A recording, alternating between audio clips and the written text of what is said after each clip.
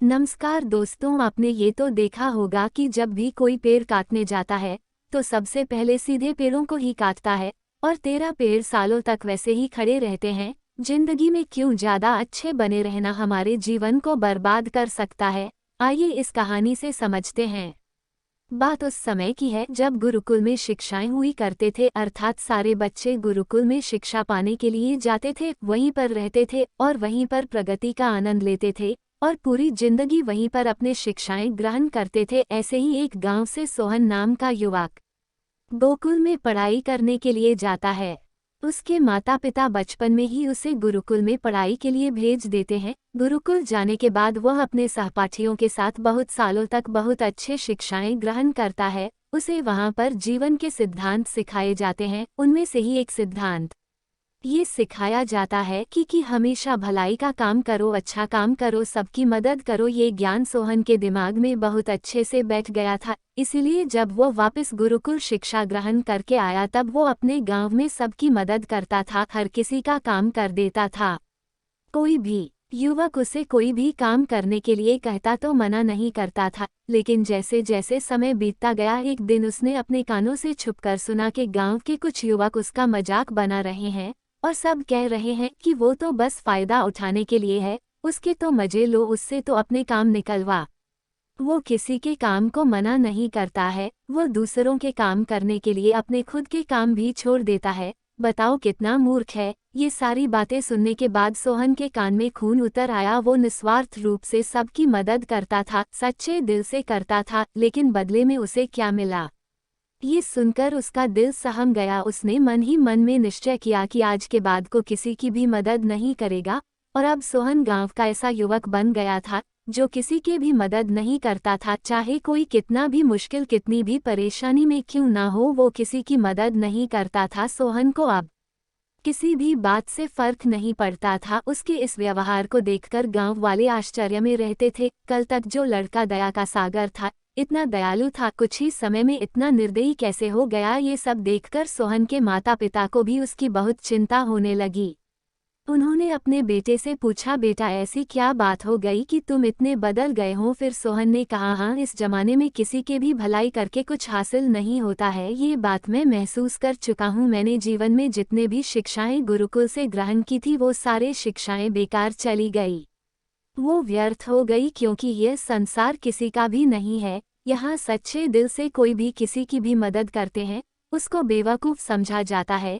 ये सारी बातें कहते कहते सोहन वहीं पर रोने लगा और इसके बाद सोहन बहुत परेशान रहने लगा। उसके माता पिता पहले वाला सोहन लौटकर आ जाए, बस यही चाहत थे। वो वही सोहन चाहते थे जो सब लोगों की मदद करता था। लेकिन उनका बेटा कहीं दूर निकल चुका था, कहीं खो गया था। दिन ब दिन सोहन के साथ हालात और भी गंभीर होते चले गए। एक दिन उनके माता पिता को पता चला कि पड़ोस के गांव में एक बौद्ध भिक्षु आए हुए हैं और वह मानव स्वभाव के बारे में बहुत कुछ बता सकते हैं।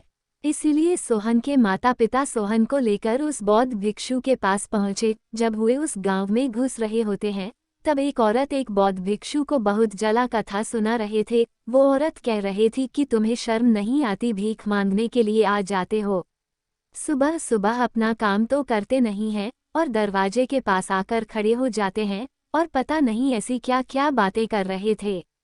बौद्ध भिक्षु तो भिक्षा मांगकर ही खाते हैं, उन्हें तो सब कुछ ही सहना पड़ता है। इसीलिए वह बौद्ध भिक्षु एकदम शांत खड़ा हुआ था, उसमें क्रोध का भाव दिन का मात्र भी नहीं था। और जब उस भिक्षु को उस घर से भिक्षा नहीं मिली तब वो दूसरे घरों की तरफ निकल गया। ये सारा दृश्य सोहन भी देख रहा था। इसके बाद उसके माता पिता गांव वालों से पूछकर उस बौद्ध भिक्षु के ठिकाने पर पहुंचते हैं। वहां पर पहुंचकर वे देखते हैं कि यह वही बौद्ध भिक्षु था जो गांव में भिक्षा मांगकर वापस आ गया था, जिसे वो औरत जली कटी सुना रहे थे। उनके पास जाने के बाद मोहन और उसके माता पिता ने उन्हें प्रणाम किया और वो वहीं पर बैठ गए। इसके बाद मोहन के माता पिता ने सारी परिस्थितियां उस बौद्ध भिक्षु के सामने बयां कर दी। उन्होंने अपने बेटे का जिक्र करते हुए बताया कि यह हमारा बेटा पहले बहुत दयालु हुआ करता था, सबकी मदद करता था, लेकिन अचानक पता नहीं उसके जीवन में क्या हो गया है कि अभी ये किसी की भी मदद नहीं करती है। इसके सामने अगर कोई व्यक्ति मर भी क्यों न रहा हो, उसे यह पानी तक न पिलाएं, ऐसा स्वभाव हो गया है इसका। हमें ये समझ नहीं पा रहे हैं ये बदलाव अचानक से हुआ कैसे? इससे पहले कि वह बौद्ध भिक्षु कोई जवाब देते, वो औरत जो उस गांव में बिके को चले करते सुना रहे थे, वह अपने बेटे को लेकर वहीं पर पहुंच गई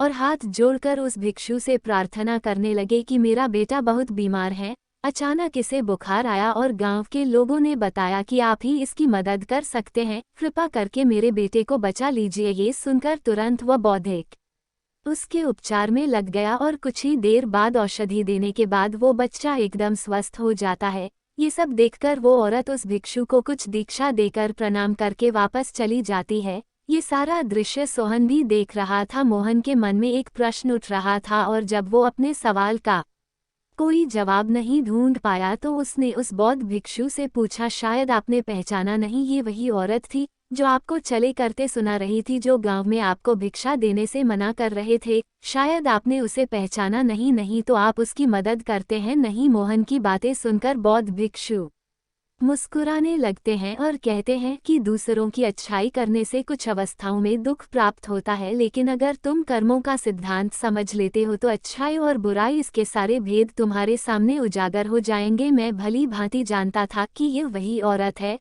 मैं बिना किसी ईर्ष्या का भाव रखते हुए वही किया जो मेरा कर्तव्य था जीवन में। जब आप किसी की भलाई, किसी की अच्छाई बिना किसी लालच के करते हो, बिना किसी बदले के करते हो, वही अच्छाई होती है। लेकिन अक्सर हम लोग जब किसी की मदद करते हैं तो हमारे मन में यही भावना बन जाती है कि बदले में कभी वो इंसान भी मेरी मदद, लेकिन ज़रूरत पड़ने पर जब वो व्यक्ति हमारी सहायता नहीं करता है तो हमें दुख पहुंचता है। इसीलिए किसी भी इंसान के साथ बिना कुछ पाने के भाव से उसकी मदद करो और उतना ही भला करो जितना कि तुम्हारा सामर्थ्य हो, यानी आपके आर्थिक और शारीरिक क्षमता के हिसाब से किसी की मदद करो, ताकि कल को अगर वो इंसान आपके साथ बुरा व्यवहार भी करे तो तुम्हें कोई भी उसका खेद न हो, उसका पश्चाताप ना हो कि मैंने तो इसके लिए इतना कुछ किया था और यह अब मेरे साथ ऐसा व्यवहार कर रहा है। इसीलिए किसी का इतना ही भला करो जिससे तुम आहत न हो। दूसरी बात, किसी दूसरे परिवार के आग्रह के बीच कभी मत पड़ना। अगर कोई पति पत्नी आपस में लड़ रहे हैं और वो पति अपनी पत्नी को पीट रहा है और तुम उसे बचाने के लिए पहुंच जाते हो कि भाई तुम औरत को क्यों पीट रहे हो, तो ऐसा करना तुमको संकट में डाल सकता है, क्योंकि वही जिसकी तुम मदद करने के लिए गए हो ये भी कह सकती है कि ये हमारी आपस की बात है, तुम्हें से क्या लेना देना, और इसका तुम्हारे पास कोई भी जवाब नहीं होगा। इसीलिए दूसरों के झगड़ों में कभी टांग अड़ाना। अगर ऐसी स्थिति पैदा हो जाए कि कोई तुमसे मदद मांगे तो सबसे पहले दरोगा तक खबर पहुंचा तो सरकार इसका फैसला करेगी। तीसरी बात, अपने विवेक का इस्तेमाल करो। अपनी आंखें खोलकर देखो किसी वास्तविक रूप में मदद की जरूरत है और कौन धूम कर रहा है, क्योंकि अक्सर लोग दया का पात्र होने का दिखावा करके आपको बेवकूफ़ बनाकर आपसे मदद ले लेते हैं, जैसे कि आज के युग में हम बहुत सारे जगहों पर ऐसा देखते हैं। बस अड्डों पर, रेलवे स्टेशन पर के बहुत सारे छोटे छोटे बच्चे भीख मांगते रहते हैं। अब उसमें दो स्थितियां पैदा हो जाती हैं, अगर आप उन्हें भी देते हो तो आप भीख मांगने को बढ़ावा देते हो, और अगर आप भी नहीं देते हो तो बच्चा आज शायद खाना पीना खा पाए। इसीलिए आपको ऐसी स्थितियों में अपने विवेक का इस्तेमाल करना चाहिए। आप उन्हें पैसे देने के बजाय उन्हें खाना खिला सकते हो या कुछ किताबें दिला सकते हो। इसीलिए सही तरीके से मदद करने के लिए विवेक का होना भी बहुत जरूरी है, वरना आपके धन का दुरुपयोग भी हो सकता है। और एक बार जो आपको हमेशा समझनी चाहिए, अगर आप किसी का भला करना चाहते हो तो पहले खुद का भला करो, क्योंकि अगर तुम अपने आप की भलाई नहीं कर सके, अपने आप को अच्छे से नहीं रख सके तो जमाने के लोगों को कैसे अच्छा रखोगे। इसीलिए कहें, आपने अपने मन में ये भ्रम तो नहीं बना रखा है कि मैं तो अच्छा इंसान हूँ, मैं दूसरों की मदद करता हूँ, तो वह तुम्हारा अहंकार का रूप है। इंसान का जीवन कभी भी परफेक्ट या पूर्ण नहीं हो सकता है।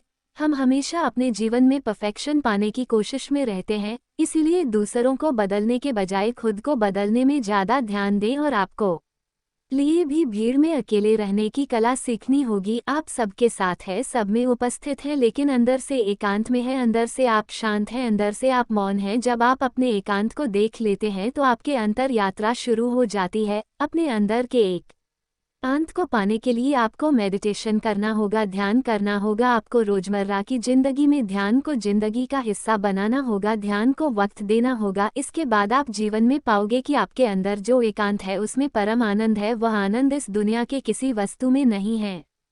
किसी मुंह में नहीं है, किसी वासना में नहीं है। नदी के किनारे में पड़ा हुआ छोटा सा पत्थर भी उस नदी के बहाव में कट कट कर बहुत मुलायम हो जाता है, उसमें कोई दरार कोई कोना नहीं बचता है। उसी तरह ध्यान के निरंतर बहाव में बहने से उसी तरह आपका मन निर्मल हो जाता है, जिस के बाद हमें अच्छे बुरे की बहुत अच्छे से पहचान हो जाती है, जिसके बाद हम अपने वर्तमान को समझते हैं, हमारे अंदर करुणा का उदय हो जाता है। इसीलिए दोस्तों, आज से ही अपने अंतर यात्रा शुरू कर दें, अपने जीवन के आनंद को पहचानें तो जीवन के जो आपके पल बचे हुए हैं उसे उस परम आनंद में बिताओ और अच्छे काम करते रहो। धन्यवाद।